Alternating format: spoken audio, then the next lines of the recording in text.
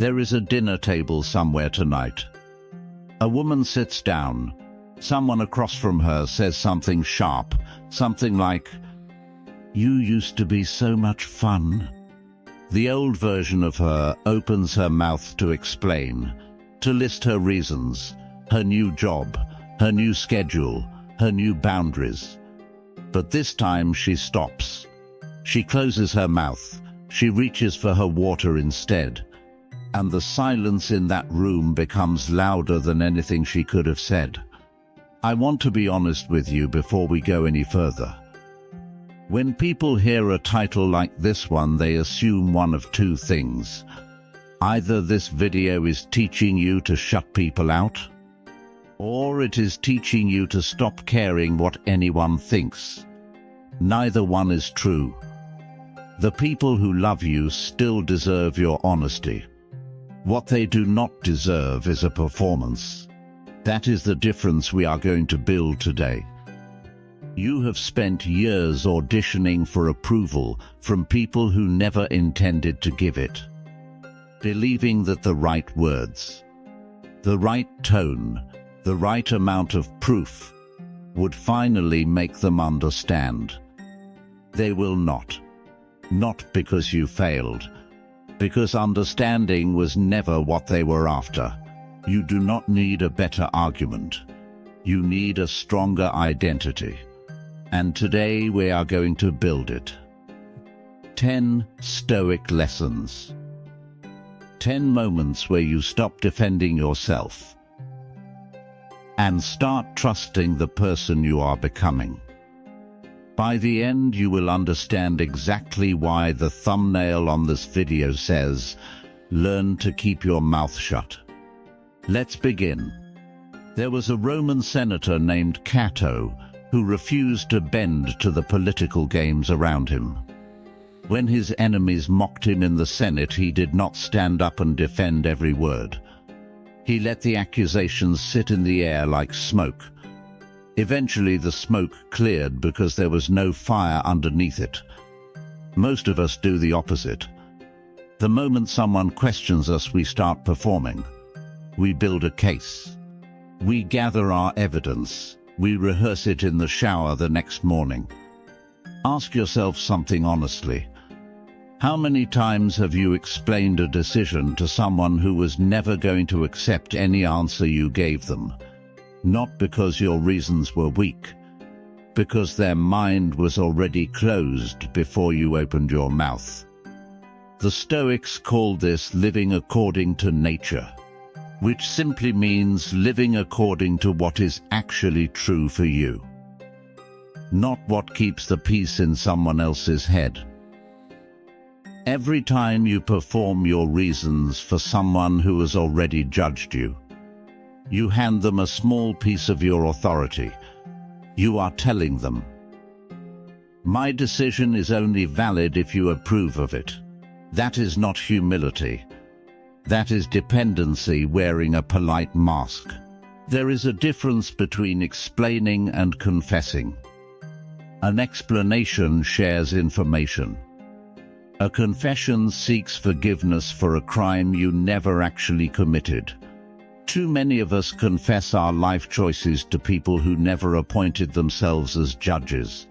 We treat a raised eyebrow like a courtroom verdict. We treat a disappointed sigh like evidence against us. None of it was ever a trial. You simply agreed to stand as though it were one. The next time you feel the urge to over-explain, pause. Ask if this person actually deserves an explanation, or if you are simply afraid of the silence that follows when you don't give one. Cato eventually lost that particular political battle in the Senate. History remembers him anyway. Not for what he explained, for what he refused to abandon. A young sculptor once carved a piece that took him 3 winters to finish. When he unveiled it, half the town praised him. The other half whispered that he had wasted his life on something worthless. He wanted to correct every whisper. His teacher told him something he never forgot. You cannot chisel the opinions out of other people's heads the way you chiseled the stone. Let them misread you. This is one of the hardest lessons in Stoic thought, because our instinct is to correct every misunderstanding the moment it appears. But some misunderstandings are not accidents. They are choices other people make, because it is easier to judge you than to know you. Epictetus taught that other people's opinions of you are not your property. They belong entirely to them. You can be generous and honest and still be seen as arrogant by someone who needed you to be smaller. You can set a boundary calmly and still be called cold by someone who benefited from you having none. Their story about you says far more about their need for control than it says about your character. Think about how many versions of you exist right now in other people's minds. To one person you are inspiring. To another you are distant. To someone who barely knows you at all, you might be nothing more than a rumor passed along at a party you never attended. You cannot manage all of those versions at once. You were never meant to. Trying to correct every misreading is like trying to redirect a river with your bare hands. The current does not care how strong your grip is. Let them keep the story. Keep your integrity instead. The sculptor kept carving. Years later, the same people who mocked his work stood in line just to see it. He never once mentioned the whispers again. He didn't need to. The stone had already answered for him. There is an old story about a philosopher named Diogenes, who lived with almost nothing by choice. One day the most powerful man in the known world stood over him and offered him anything he wanted. Diogenes simply asked him to step aside. He was blocking the sunlight. He did not flatter the most powerful man alive. He did not perform gratitude he didn't feel. He asked for exactly what he needed, and nothing more. Most people spend their whole lives asking for permission they were never required to request. Permission to leave a job that drains them. Permission to end a friendship that costs more than it gives. Permission to want something bigger than the life they were handed. The sun does not ask the clouds if it may rise. It simply does what it was made to do. Somewhere you have been waiting for someone to approve of a decision you already know is right. Stop waiting. The moment you require permission from someone to live your own life, you have quietly handed them the wheel. Take it back. Notice something about Diogenes in that story. He was not cruel to the man standing over him. He simply refused to perform gratitude for something he never needed. There is a version of this in your own life right now. Maybe it is a relative who expects a thank you for advice you never asked for. Maybe it is a co-worker who expects an apology for a boundary that cost them nothing. You can be respectful and still refuse to perform. Respect does not require submission. Kindness does not require permission. You are allowed to want what you want without first convincing the room that you deserve it. A woman I heard about once left a job everyone told her she was lucky to have. Her co-workers wanted reasons. Her family wanted reasons. She gave them one sentence: "It no longer fits who I am becoming." They pushed for more. She said nothing else. Weeks later, people were still debating her decision in a group chat she was never part of. She never noticed because she had already moved on with her life. This is what most people get wrong about boundaries. They think a boundary becomes more valid the longer it is explained. In truth, the opposite happens. The longer you explain a boundary, the more room you give people to negotiate it. A boundary does not need a defense team. It needs a calm voice, and a closed door. Marcus Aurelius wrote that he could not please every person in Rome and remain true to himself at the same time. Every yes to someone else can quietly become a no to your own peace. Say the boundary once. Say it kindly. Then let your actions finish the sentence. Here is something worth sitting with. A boundary explained 5 different ways in 5 different conversations does not become 5 times stronger. It becomes 5 opportunities for someone to find the version they can argue with. Every additional sentence you add is a door you leave open behind you. Close the door gently. But close it. The woman who left her job did not owe her former co-workers a full account of her reasoning. She did not owe her family a spreadsheet of comparisons. One honest sentence was the boundary. Everything after that would have only been negotiation dressed up as conversation. There is a strange belief many of us carry without even noticing it. The belief that when someone gives us their opinion uninvited, we owe them a response. We do not. Imagine someone hands you a heavy package you never ordered.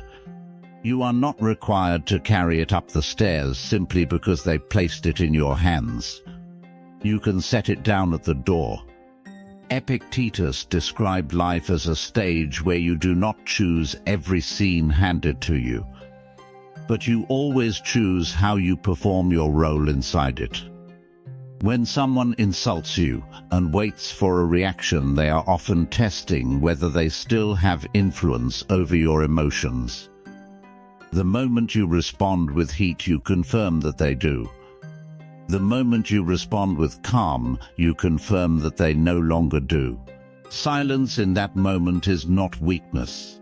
It is the clearest evidence of strength most people will ever witness from you.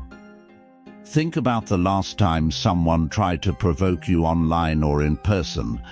Notice how much of your day they were able to occupy afterward. The comment took them 3 seconds to type. It cost you 3 hours of replaying it in your mind. That is not an equal trade. You are allowed to close the package at the door and walk back inside your own life. You do not owe every provocation a performance. Before we move forward, I want to name something honestly.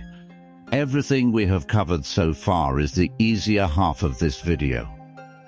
Refusing to explain yourself to strangers is one thing. Refusing to explain yourself to the people whose opinion you actually care about is something else entirely. That is where most people quietly give up on this whole idea. They can stay calm with a stranger online. They fall apart the moment a parent or a partner raises an eyebrow. The next 4 lessons are built specifically for that harder version of this practice. Because real peace is not tested by people who don't matter to you. It is tested by the people who do. A runner I heard about trained alone before sunrise for almost 2 years before anyone in her city knew her name. No cameras, no audience. No proof required by anyone but herself. When she finally won her first race, people acted as if she had appeared out of nowhere. She had not appeared out of nowhere. She had simply been building in a place no one was watching. This is where real confidence is built. Not in the moment you defend yourself in front of a crowd, in the quiet hours when no one is measuring you, and you keep your standard anyway. The Stoics believed character is revealed in the unseen hours far more than in the visible ones. If your discipline only exists when someone is watching, it was never discipline to begin with. It was a performance waiting for an audience. Build the parts of yourself that no one applauds for. Those are the parts that will carry you when the applause disappears completely. There is a quiet kind of confidence that only comes from Evidence. Not evidence you present to other people. Evidence you have already gathered for yourself. The version of you who trained alone before sunrise knows something the version who needs an audience never will. She knows exactly what she is capable of, because she has already tested it in private. That knowledge cannot be argued away by a stranger's opinion. It is too well earned to be that fragile. Marcus Aurelius had a private habit that few people know about. Whenever something felt overwhelming, he would imagine looking down at the entire situation from far above. The argument. The insult. The crowded room full of opinions. From that height, the argument that felt enormous a moment ago suddenly looked small enough to fit in his palm. This is a practice you can borrow today. The next time a conflict feels unbearable, picture yourself rising above it. Above the room, above the city, above the moment itself. Notice how quickly the size of the problem shrinks. Most of what we defend so fiercely will not matter in 5 years. Some of it will not matter in 5 days. Yet we treat every disagreement as though our entire identity depends on winning it. Rise above it before it has the chance to rise above you. Try this the next time your chest tightens before a difficult conversation. Take one slow breath before you speak. Picture the room from above, then the building, then the street outside it. Notice how the voices arguing inside that room suddenly seem smaller from that height. This is not about pretending the moment doesn't matter. It is about remembering that almost nothing looks as enormous from a distance as it does up close. Marcus Aurelius used this exact practice before making decisions that affected an entire empire. If it was enough perspective for him, it is enough perspective for a difficult phone call with your mother. A farmer plants a field in the spring. If a neighbor walks by in April and says nothing will grow here, the farmer does not dig up the seeds to prove him wrong. He simply keeps watering. By autumn, the field answers a question the farmer never had to argue about. Your life works exactly the same way. When you begin changing, people will not applaud immediately. Some will assume you're going through a phase. Some will wait for you to fail so their doubt feels justified. The Stoic response is not to argue with the doubt. It is to keep watering the field. Marcus Aurelius never measured his days by how many people believed in his growth. He measured them by whether he had grown at all since morning. Let your habits become the harvest that speaks for you. Words can be argued with. A harvest cannot. There is a specific kind of pain that comes from changing while people still remember the old version of you. They bring up who you used to be as though it disqualifies who you are becoming. Let them. The field does not argue with the neighbor in April. It simply keeps doing what fields do until October arrives and the argument becomes irrelevant on its own. Your consistency is doing something right now that your words never could. It is quietly making the doubt obsolete. Imagine your energy as a battery that starts every morning at 100%. Every unnecessary argument costs a percentage. Every attempt to convince someone who has already decided not to listen costs even more. By evening, most people have drained their battery defending opinions that were never going to change. None of it invested in the life they actually want to build. The Stoics treated attention as one of the most valuable things a person owns. Seneca warned that people are careful with their money, but reckless with their time. As though time were the one thing that could be replaced. It cannot. Every hour spent replaying an argument in your head is an hour your future did not receive. Ask yourself honestly what percentage of your battery you have spent this month proving yourself to people who were never going to be satisfied regardless of your answer. Now imagine redirecting that same energy toward the one project, the one relationship, the one version of yourself you have been neglecting. Guard the battery. Not everyone has earned access to it. Try this small exercise tonight. Before you sleep, write down every conversation that drained you today. Then ask honestly how many of them changed anything. Most people find the answer is close to none. That is not a failure on your part. It is simply proof of where your energy has been leaking without your permission. Tomorrow morning, you get a new 100%. Spend it on your future instead of on an audience that was never going to applaud you anyway.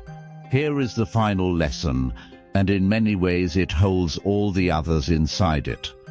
Picture the end of your life for a moment. Not to frighten you, to focus you.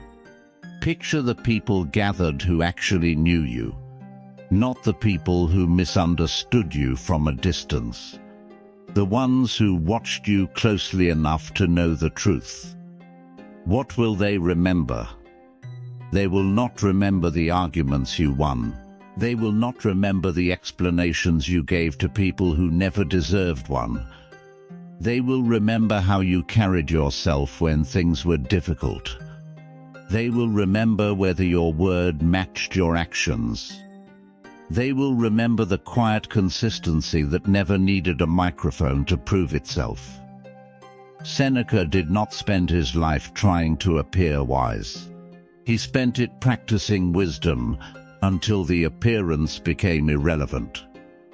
Marcus Aurelius did not campaign for the title of a good emperor. He simply tried to be one every single morning before the sun was fully in the sky. That is the pattern every Stoic before us has left behind. They built their lives around principles instead of opinions.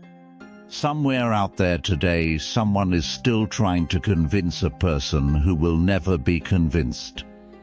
Somewhere a talented person is still delaying their future while they wait for permission that was never anyone else's to give.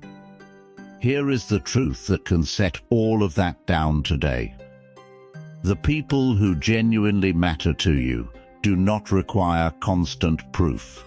And the people who demand endless proof were never going to be satisfied no matter what you gave them.